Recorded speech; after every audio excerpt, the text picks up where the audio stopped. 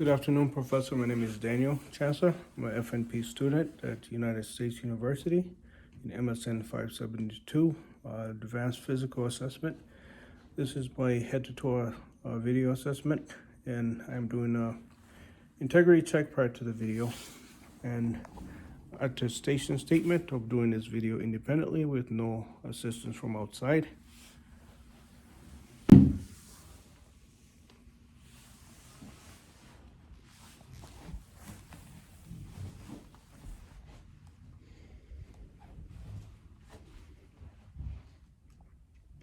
.360 scan of the room and the walkthrough. We'll use this phone for time. My tools, a blank paper, and written consent. The patient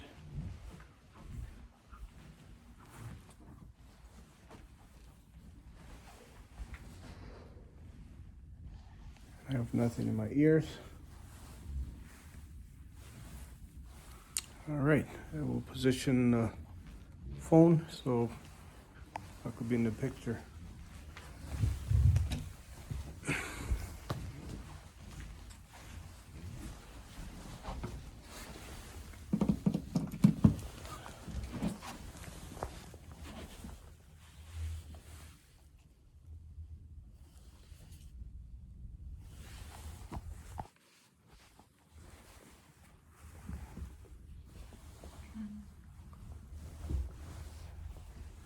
All right. And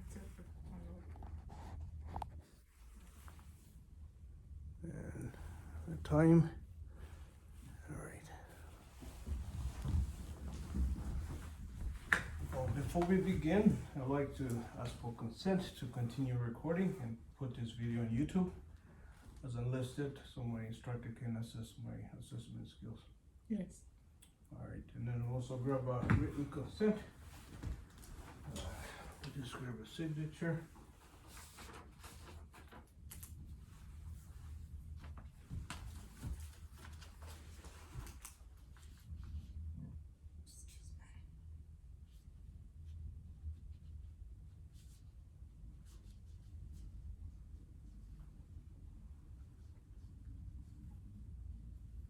All right, thank you. This is my brain. Before beginning, my name is Daniel, so I'm introducing myself. I'm a nurse practitioner student, and we're doing a head-to-toe assessment. How are you today? I'm fine, thank you. Okay. And what is your name? Jenna Johnson. Okay. And what is your date of birth? 4/20/86. Okay. And where were you born? Africa, West Africa, Liberia. Okay. And what's your ethnicity in your passport? Black African. Okay. How tall are you? 5'4", How much do you weigh? 130 to 135.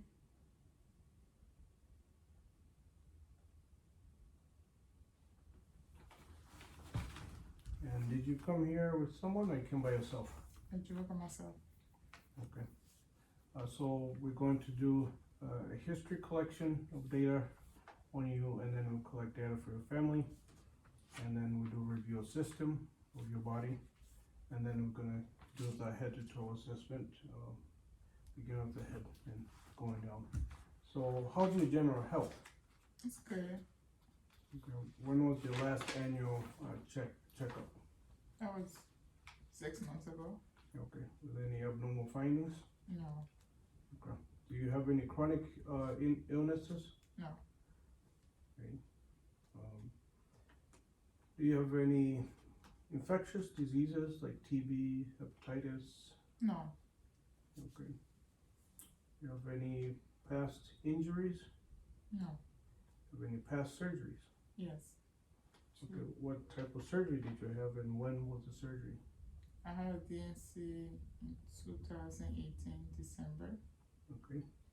after childbirth from a routine placenta, and then removal of my left ovary in Philippines active in July of 2023. You, did you have any complications with anesthesia? No, And how is your menstrual cycle? it's irregular. Okay, are you taking any birth control? No, If you have a history of any sexually transmitted diseases? no, And how are your sexual practices now? I'm married. Been married 7 years, 2 kids. You have any allergies? No allergies to food, environment, or drugs or medications. Okay. Do you have any psychiatric disorders that prompt to be hospitalized, like bipolar or depression? No, Okay. Have you ever been hospitalized? yes, That's for the surgeries? but after childbirth and surgery, yes. Okay. All right, we're gonna ask for your family now. Both sides of your family, the grandparents alive? No, Okay. And what was the cause of their death? I was pretty later when they passed away, so I don't know any medical history on them. I don't have medical history on them. Okay. How about your parents, your mom and dad? My mom is alive. My dad passed away when I was little, also during the war, so I don't have medical history on him. I don't know why he passed. Okay. Sorry to hear that. Mm-hmm. Did your mom remarry? Yes, and my stepdad passed away from cancer, leukemia. Okay. Did you have any other medical problems? High blood pressure. Okay. Do you have any siblings? I have a brother. And how old is he? He's 26. Does he have any medical problems? Not that I know of. No. Okay. Does your mom have any history of any headaches, migraines, seizures? No. Does she have any eye problems? She wears glasses. Yeah. Does she have any hearing loss? No. Does she have any mental problems? No. Does she have any cardiac problems? She does have high blood pressure. Hypertension. She take medicine for that? She takes lisinopril. Okay. Does she have any musculoskeletal problems? No. Okay. Alright, so in your family now, is there a history of any migraines or any dizziness, vertigo? No. Any history of hearing loss in the family? No. Any history of eye, like macular degeneration or blindness? No, I just know my mom wears glasses. Yeah, and that's it. Okay. Is there any history in the family of any neurological conditions like dementia, Parkinson's disease? No. Okay. Is there any history of any respiratory problems in the family like bronchitis, COPD? No.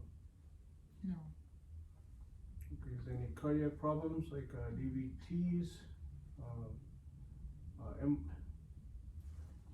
Any emboli problems? No. Any diabetes in the family? No. Any musculoskeletal problems like osteoporosis in the family? No. Any kidney problems, bladder problems? No. Any obesity in the family? No. Any substance abuse in the family? I love that. Smoke marijuana. Okay.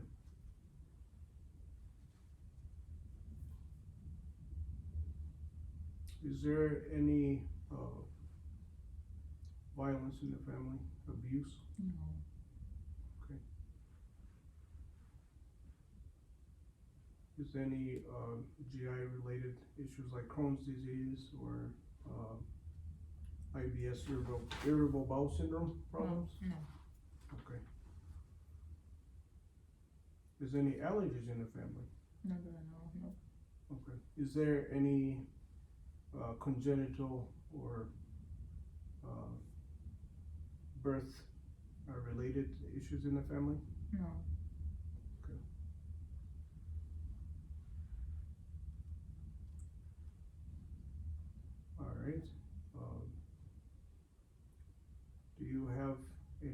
medical concerns today? No. Okay. So we're gonna do a review of systems on you.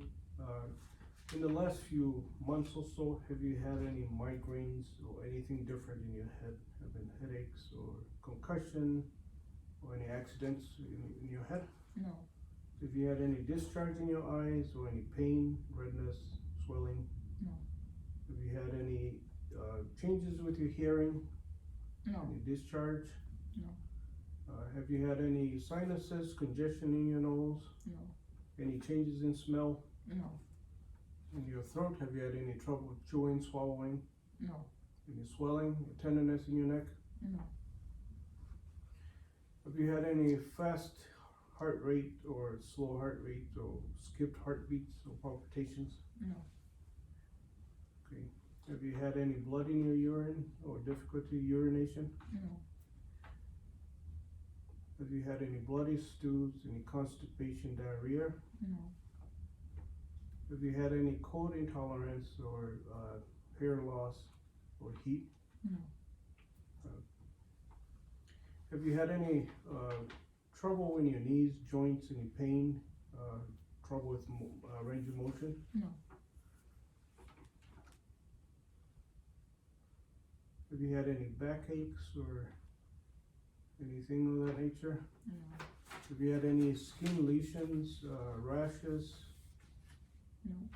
Okay. So patients seem to be doing well health-wise. If patient had any skin conditions, would assess the skin using the ABCD method. So we are going to move on to the physical aspect of the exam, and I'm going to wash my hands. Did you say allergies? No. No allergies? No. Okay. And today's date? Today is March 29 or the 30th. Okay. Today is Friday, year 2024. And who's the president now? Current president is Joe Biden, And the one before?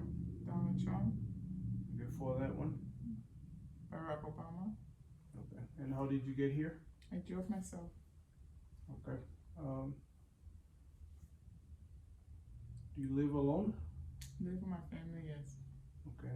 And what do you do for work? I'm a nurse, Okay. Very good. What department do you work in? massage. Okay. Do you smoke, drink alcohol, use drugs? No, none of those. Are you immunized are you immunizations? Yes, Did you get the COVID booster? I did. Okay. Do you have any environmental allergies? No, Do you have any bleeding disorders? no, Any family members that have bleeding disorders? no, Anemia? Okay. No. You have any history of military affiliation? no. Any spiritual affiliations?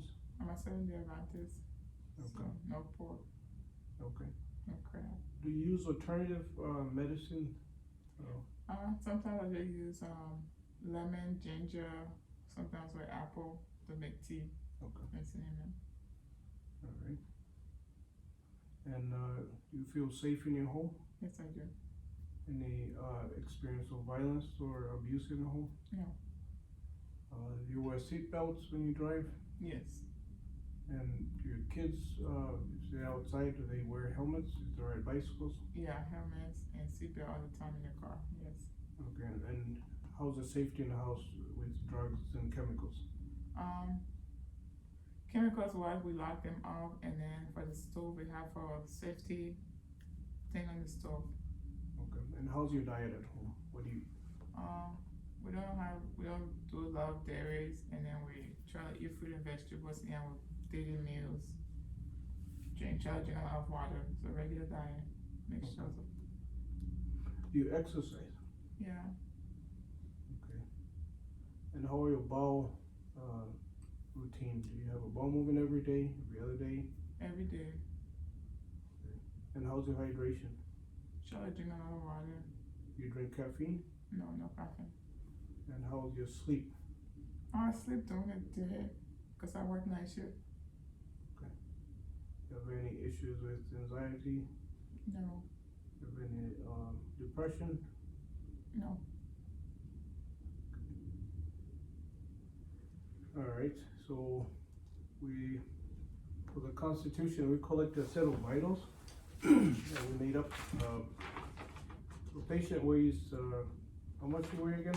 130 to 130? 135. Okay, so 5 foot, 130, with a BMI of 20, which is within, it's good. Blood pressure 120 over 62, heart rate of 60, respiration of 19, temperature 96.8, and 99% on room air. And do you have any chills, feverish, any fatigue, malaise, anything of that nature? No, I'm just wearing this because the AC is on. Okay. So patient for the Constitution presents to be healthy, with nutrition, skin's intact, skin color within limits per ethnicity of the patient. Stature is straight, there's no deformities visually. Alignment of the head, neck is within. As you note, patient breathing with ease. No use of accessory muscles, and her posture is steady. And we're going to get into the physical assessment aspect of the exam. And prior to that, I'm going to wash my hands.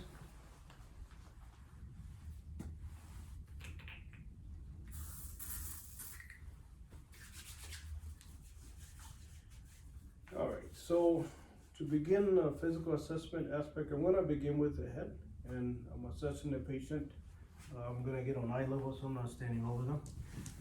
I'm going to look at the head, look at the shape of it, look at the symmetry of it with the body. I'm looking if there's any deformities, any lumps that I can visually see, or anything abnormal. And so far, I don't see anything, no abnormal findings. I'm going to proceed to palpation of the head, including the hair. So I'm palpating the head to see if there's any deformities or any occipital malfunctions, any lesions, any tenderness. No. And you check in the hair to see the texture of it, distribution of the hair, and no abnormal findings there. And I proceed to the front of the face. I'm looking at the eyebrows. I'm looking at symmetry of the nose. I'm looking at the lips. There's no lesions or anything. I'm looking at the symmetry of the ears. And also looking at the eyes to see there's no discharge, there's no erythema or edematous presentation. I'm going to start with cranial nerve 2, which is optic, the visual fields of the eye. And first, I'm going to depress the eyelids so I can take a look at the conjunctiva sac and look at the structure of the eye. You can see there's no swelling, no discharge there, no foreign objects in the eyes. Also looking at sclera, looking at iris, looking at distribution of the eyelashes and eyebrows. And we take our scope, a pulmoscope, and have it at the brightest setting.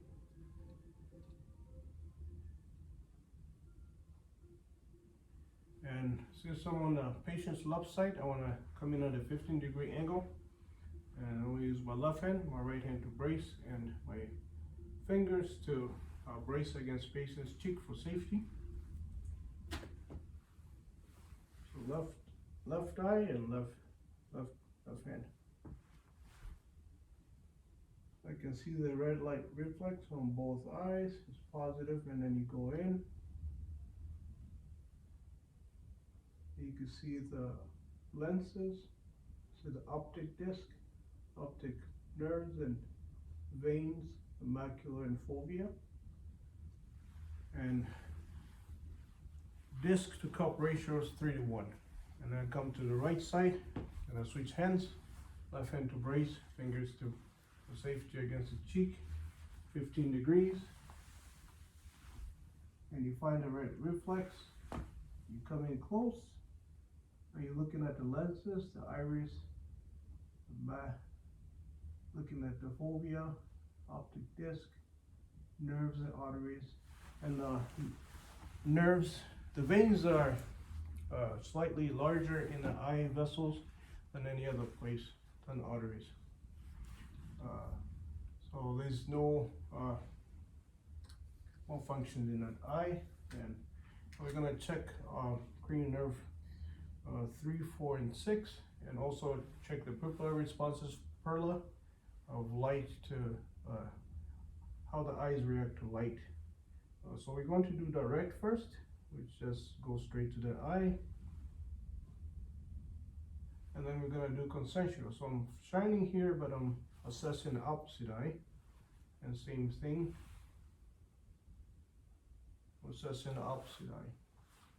And then we can see the eye constriction with light reaction, and the pupils are equal, round, and reactive to light. I can ask patient to focus on the distance, look at the purple wall, and you can see the dilation of the eyes, and when you look at this, you can see the constriction of the eye.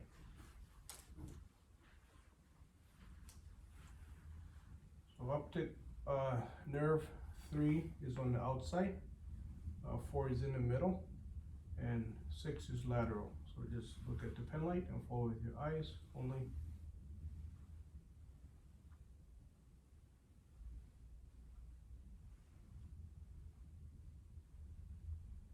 And you can see the eyes converge, and there's no nystagmus.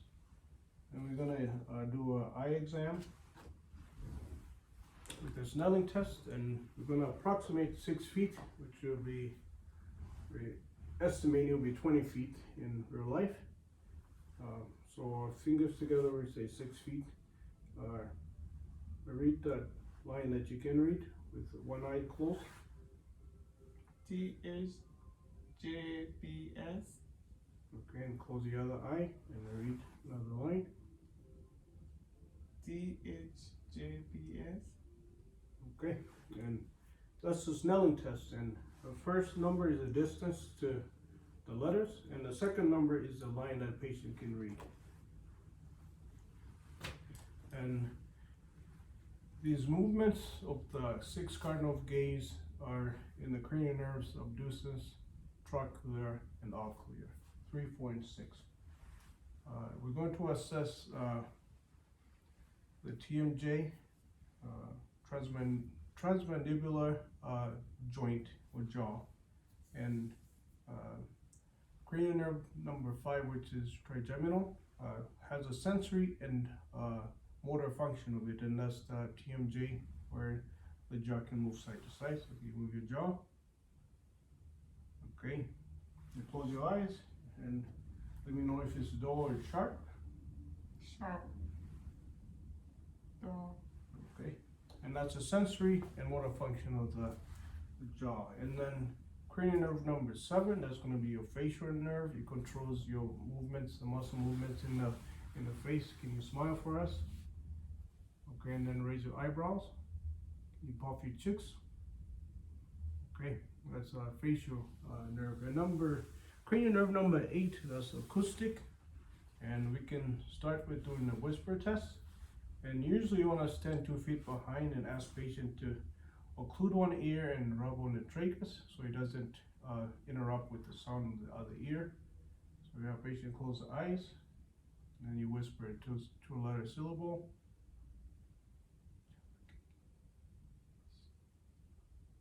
Okay. Chocolate cake. Okay, and the opposite ear. Prostate. Okay, so patient having hearing loss or something going on with the ear, they won't be able to pick up the whisper. And then we have 2 tests that we can do. A Weber test. This one will strike the tuning fork and place it on patient's forehead and ask patient to let us know if they could hear in both ears. Yes. Okay, and then the second test is a Reiner's test. And we'll put this, strike the fork and place it The patient's mastoid process by the ear. And then patients should let us know when they can no longer hear the sound. Okay. Yes, I And we do. place it in the ear so you can hear it. And do the same thing on this side.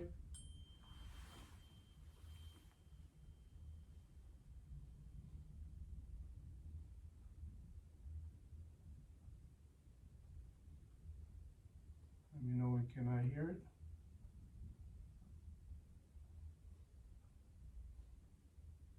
Okay, now. Yes. Okay. That's the Rhinus test. Assessing the ears, visual inspection of both ears, the symmetry, any lesions, any arrhythmia, edema, deformities, any scars, and then you're going to palpate the tragus, the auricle, and the pinna, and you're going to tag on them to see if there's any tenderness there. Any tenderness? No. Okay. And now we're going to visualize the internal structures of the ear by shining light in the ear using the otoscope.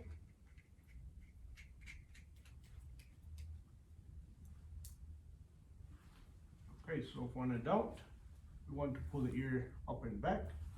You also want to brace a couple fingers against the cheek just in case someone moves, you're not puncturing the tympanic membrane. So as you look in the ear, through the canal, there's no trauma or anything, no blockage. You go inside, you can see the tympanic membrane is a pearl gray, and the cone of light, the 7 o'clock on the left side, you can see the tympanic membrane is intact and no retractions. You can see the incus and the Malleus process, and no abnormal findings in the ear, no left ear. Move to the right side.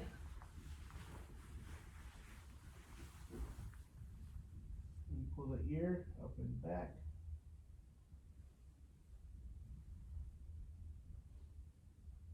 So you're looking inside the tympanic membrane is a pearl gray and no retractions. Malleus process is visible. The cone of light on the right side. It's a 5 o'clock.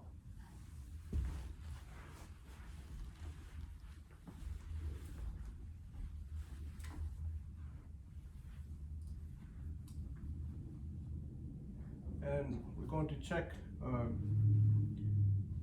the frontal and maxillary sinuses at this point. Any tenderness? No. No. Okay. Okay, go ahead and close your eyes. We're going to check some sensory functions on the upper body. And what part was being touched? My left shoulder. And right shoulder. You can open your eyes. And we're gonna move on to the nasal. You're looking at the nose, looking to see if there's any blockages. You visualizing the turbulences, that there's no deviations.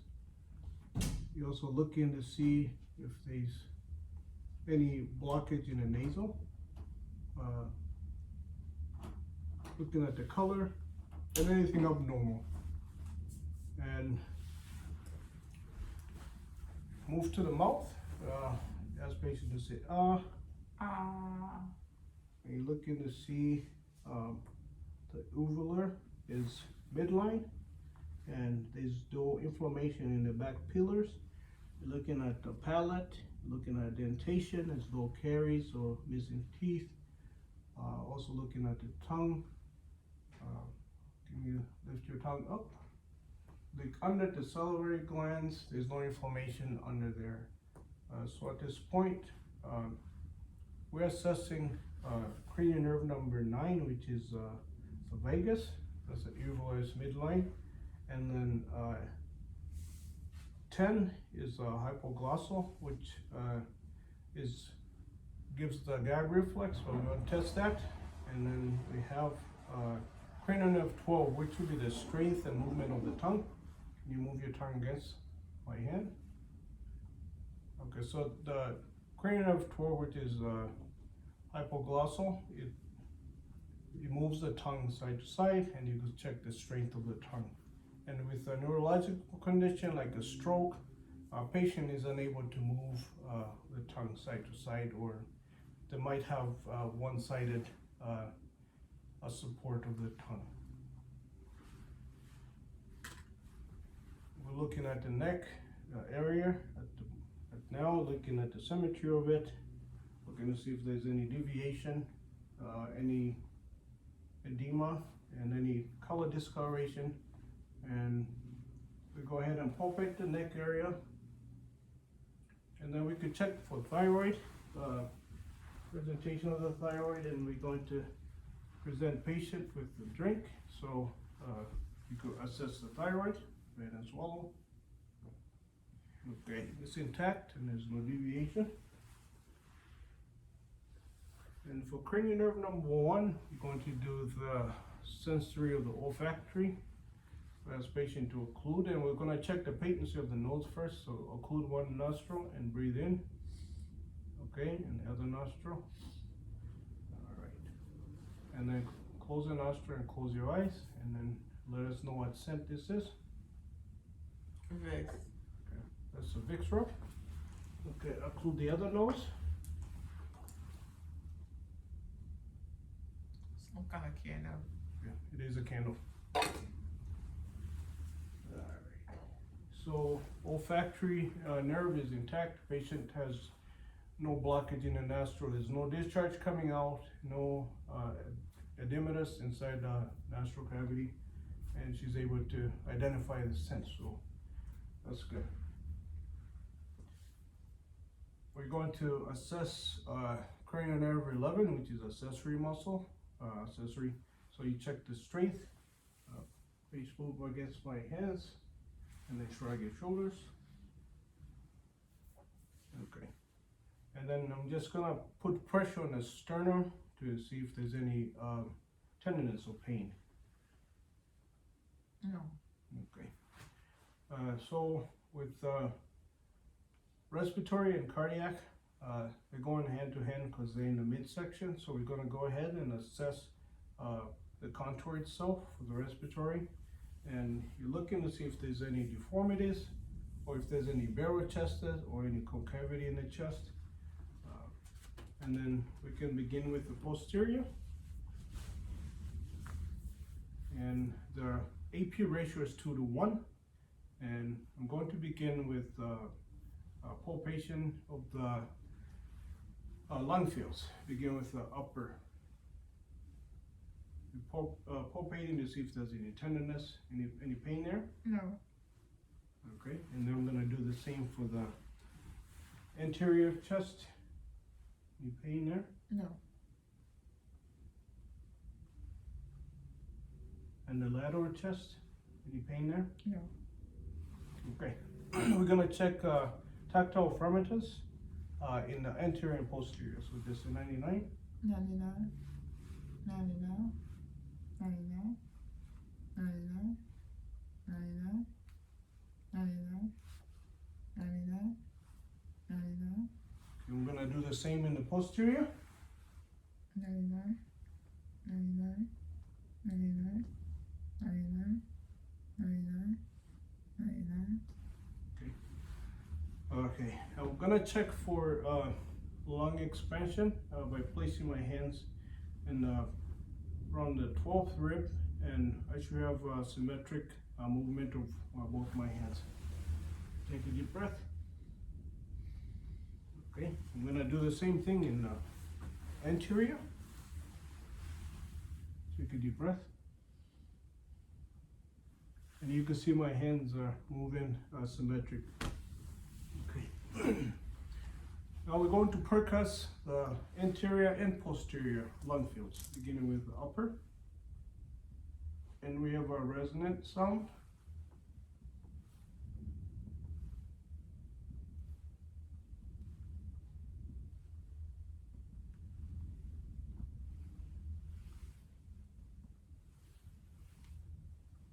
The lateral fields.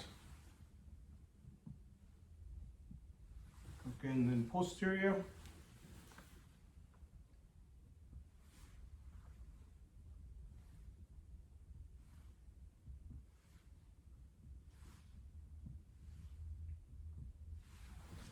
Right, so now I'm going to go ahead and auscultate the lung fields, beginning with the posterior. I'll listen to diaphragm and the bell. Begin with the upper lung fields. Take a deep breath.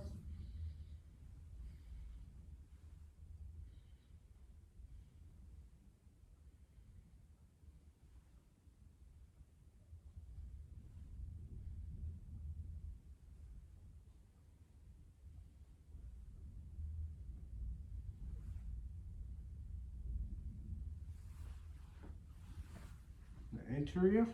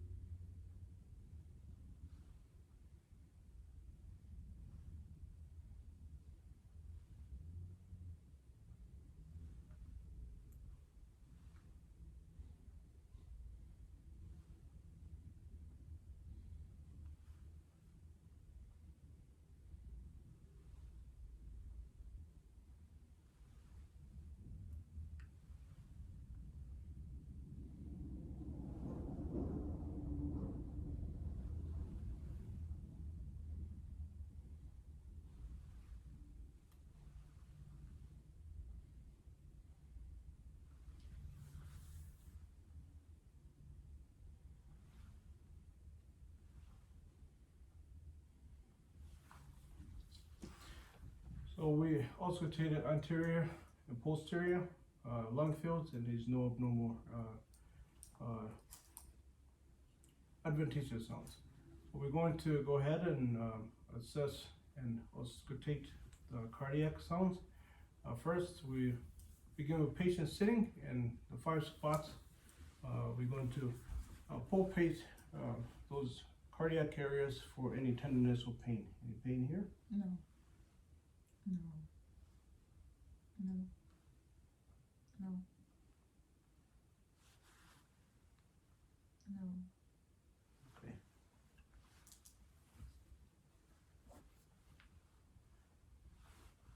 So I am listening on the second intercostal right intercostal space. That's the aorta.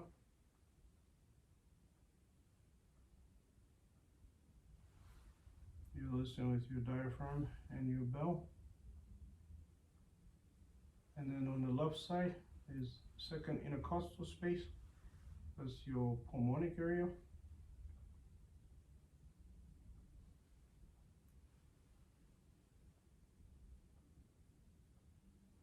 And then on the third intercostal space on the left is your Erb's point. And then on the fourth intercostal space is tricuspid. And then the fifth midclavicular border intercostal space is the mitral. With the women is under the breast. Okay, then I'll have patients lay down and then listen in the same areas.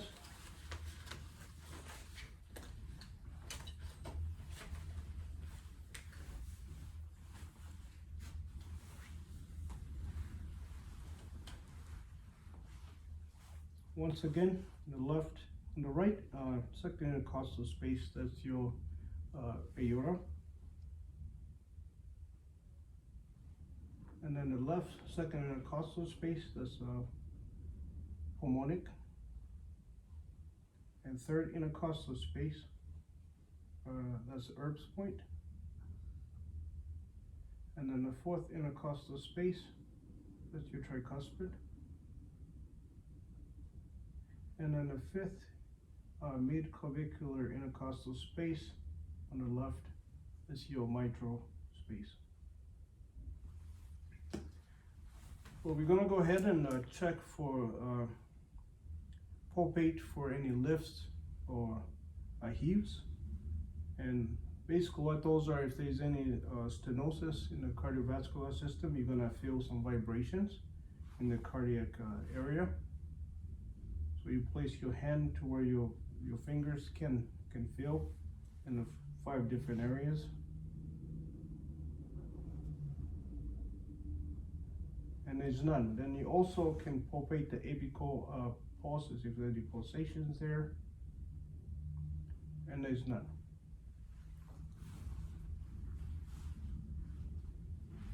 Go ahead and sit for me.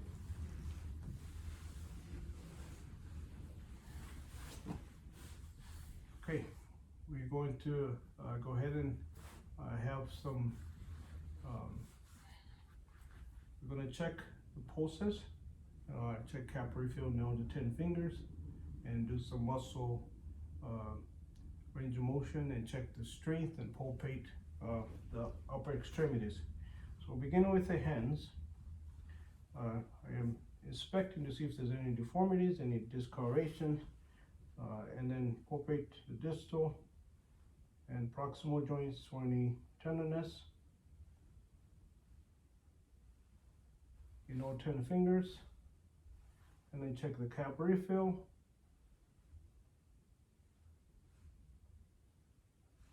And it's all greater, less than 3 seconds. Okay, then we'll do some range of motion with the hands. We have abduction away from the body and adduction back to the body. Extension and flexion of the hand. And then go ahead and palpate the wrist. Any pain here? No. With the ulnar and radial bone? No. Okay, so the wrist itself has the similar range of motion as the hands. So the wrist can do extension and flexion, and then it can abduct and adduct. Okay, and then we're going to check the epitracheal lymph nodes as found inside the medial truncular, the medial epicondyle, excuse me, and then palpate the lateral epicondyle, and then lacrimal process with elbow. Check for any tenderness on palpation. Check the shoulders. Any pain? No. Okay. Okay. Any pain in your knees here? No. Okay. And we're gonna do range of motion of the elbow, and so the elbow can flex, can extend. Okay. And it can supination and pronation, and that's range of motion for the elbow. Okay, we're going to check the strength of. I'm going to use a pillow because my knees are kind of hurting. Okay, we're going to check the strength of the arms and do some range of motion of the arms. So the arm can extend and it can flex. There you go. And this is also called the cross arm test. If someone has a rotator cuff, you could use this test. If they have discomfort, you could present indication for rotator cuff injury. And then you could also raise both your hands up, and then back and front. Okay, so extension and flexion. All right, I'm gonna check the strength. I'm gonna push in and you push against me. Okay, I'm gonna push up. All right, very good.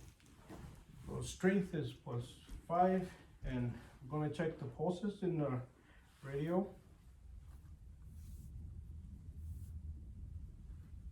radial pulses, +2, and then the brachial pulse.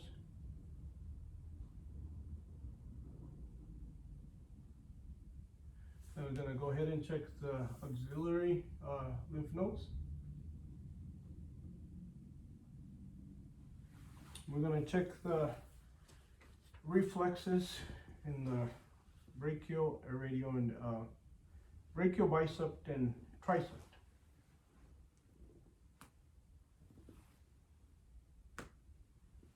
And then the bicep one. Okay.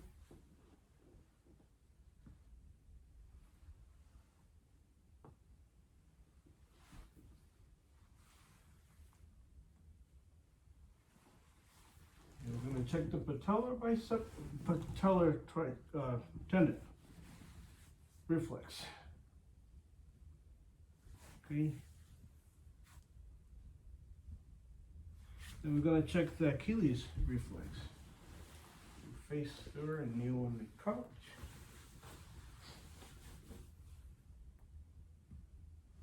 Okay.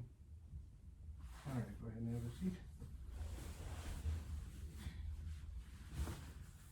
All right, and now we're going to go ahead and have an abdominal exam. So you go ahead and lay down, and I'm gonna place a pillow on your feet. Prior to us going into there, I'm gonna go ahead and assess carotid artery on both, and I'm gonna auscultate the carotid artery.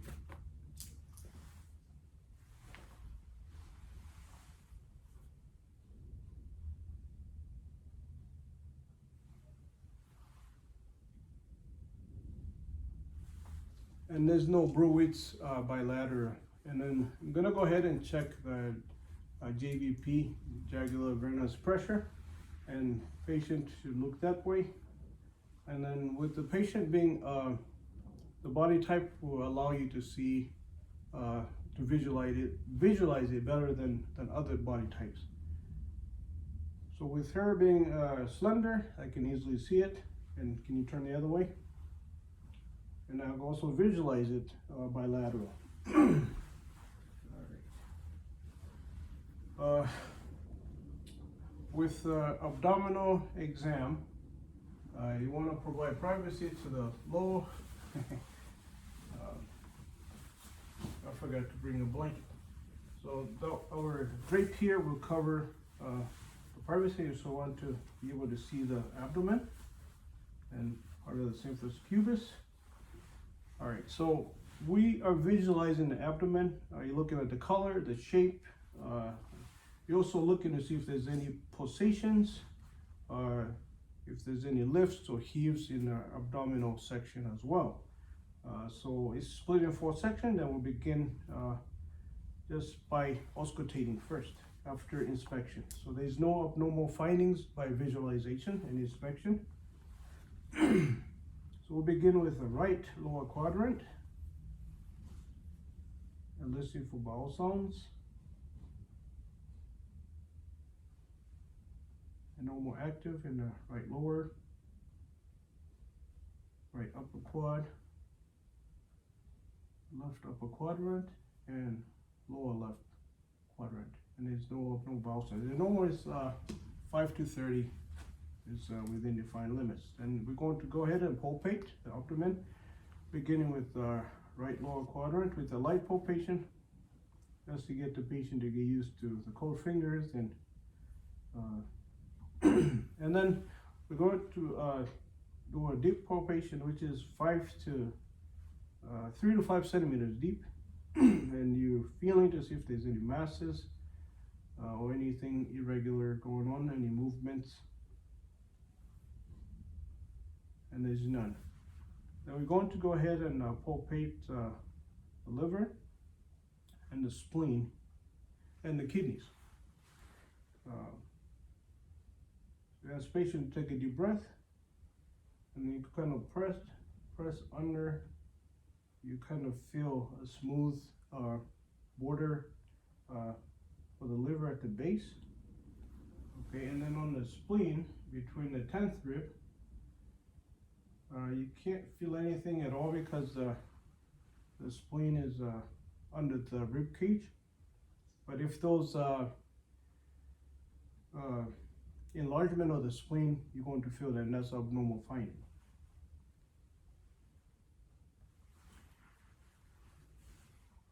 I'm going to go ahead and auscultate the vascular sounds that's in the abdomen cavity. We have the aorta right above the umbilicus. And then we have two renal arteries, bilateral. And you're listening for vascular sounds, bruits or turbulence. Then you have your iliac arteries.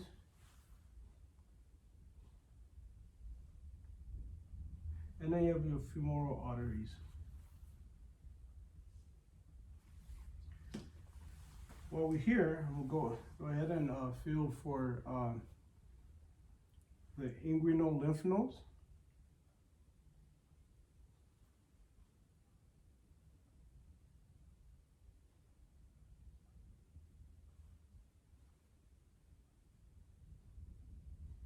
And then to palpate the kidneys, I'm going to place one hand under around the 12th rib and one on right in the mid, right above the umbilicus above.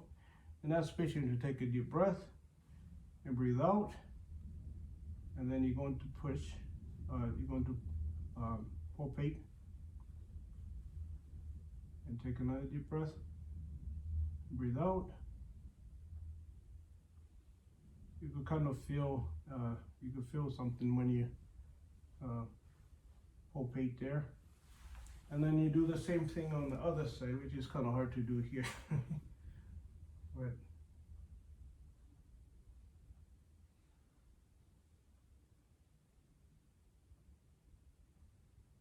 okay. And if patient has like a peritonitis or something, there's a couple tests that you can do. You could put pressure in the lower right lower quadrant in between the iliac spine and the suprapubic line. Right in between there, you could put pressure, and if there's rebound tenderness, it could be a positive sign for appendicitis. Okay.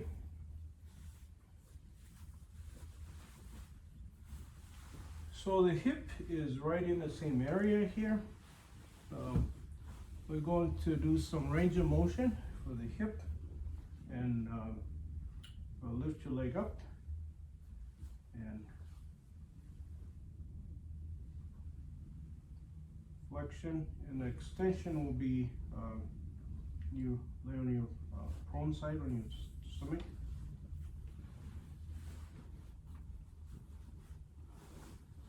And lift this leg up in the air. Okay, so that's flexion. Flexion, extension, lift this leg up. Okay, and then lay on your stomach.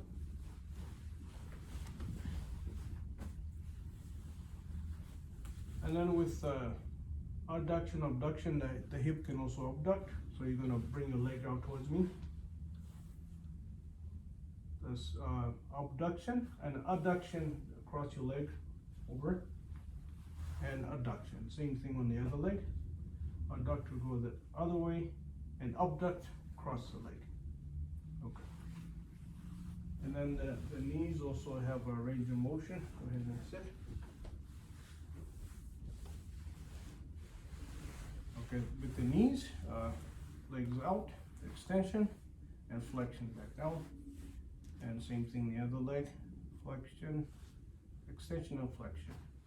Okay. Then we're gonna check the pulses in the legs. So we have the dorsal pedis pulses +2, and then posterior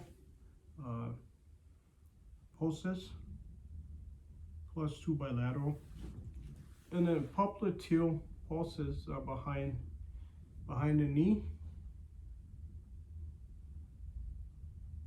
And we already checked inguinal pulses.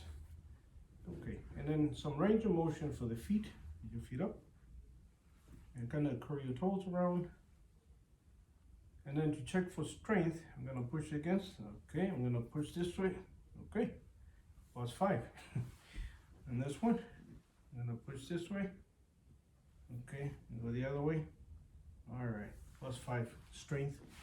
And then we could check for cap refill in all the toes.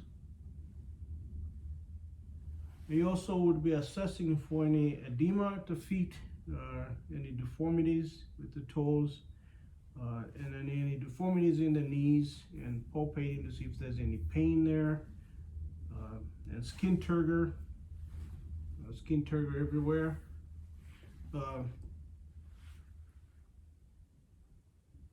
We go ahead and lift your legs up. We're going to go ahead and check the Babinski reflex, and that one goes from the sole of the foot going up. And for adults, we get a curling. Babies, they flare out. For an adult, for the foot to flare out is abnormal finding of neurological malfunction. Okay.